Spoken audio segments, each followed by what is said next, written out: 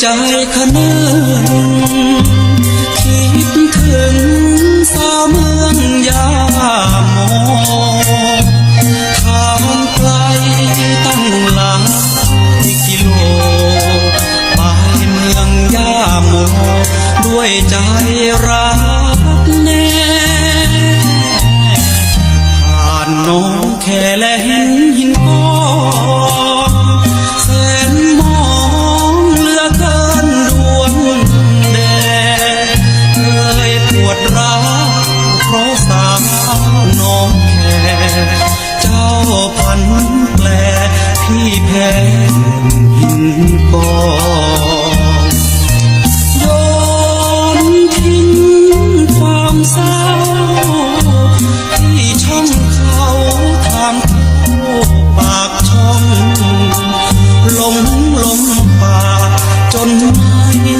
อยากมองเห็นลำตะคองคิดถึงน้องเอวบางผ่านสีคิ้วอำเภอสูงเนินมองเพลินดำเนินเนื้อนานรถทัวร์แล้วถึงปลายทางแม่ชมสะอางเจ้ากำลังแต่งงาน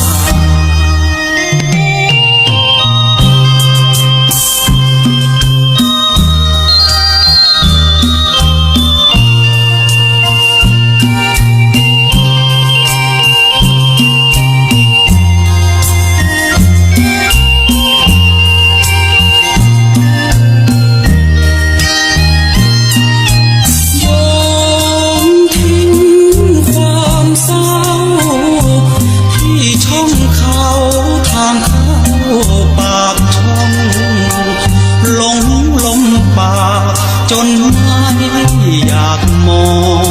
เห็นลำตะคองคิดถึงน้องเอวบางผ่านสีคิ้วอำเภอสูงเนินมองเพลินดำเนินเนื้อนา